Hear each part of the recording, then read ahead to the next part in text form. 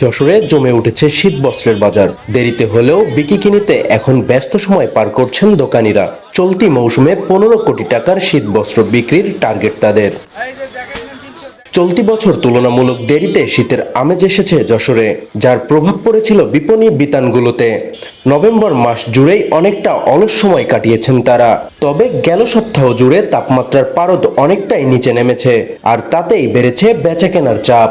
আমাদের বেচাকেনা অনেকটাই ভালো, তারপরে যা হচ্ছে আলহামদুলিল্লাহ আমরা আরো প্রত্যাশা করতেছি যে আরো বেচাকেনা হবে সামনে। হ্যাঁ হচ্ছে আলহামদুলিল্লাহ, আল্লাহ পাক যা দিচ্ছে শুকর আলহামদুলিল্লাহ।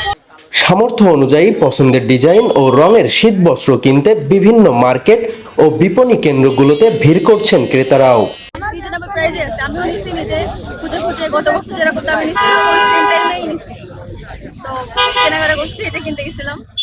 একটু বেশি আছে, কিন্তু এর থেকে একটু কম হলে সাধারণ জনগণ একটু স্বস্তি পেত। মানে আসলে শীতকালে এখন বর্তমানে অর্থনৈতিক অবস্থা খুবই দুর্বল। এক্ষেত্রে যদি কাপড়ের দামটা একটু কম হতো তাহলে অবশ্যই মানুষ একটু স্বস্তি পেত। তবে তুলনামূলক বেশি ভিড় জমেছে ফুটপাতের দোকানগুলোতে। কম মূল্য থাকায় নিম্নবিত্তের পাশাপাশি মধ্যবিত্তের অনেকেই যাচ্ছেন সেখানে।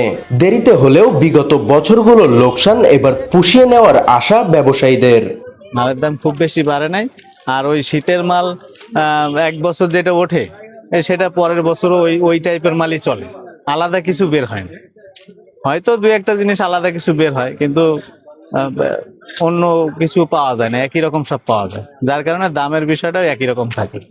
বাজারে এবার তুলনামূলক শীত বস্ত্রের দাম বেশি থাকায় ছিন্নমূল ও দুস্থদের পাশে দাঁড়ানোর জন্য দ্রুত প্রশাসন ও বিত্তবানদের প্রতি আহ্বান জানিয়েছেন সচেতন সমাজ।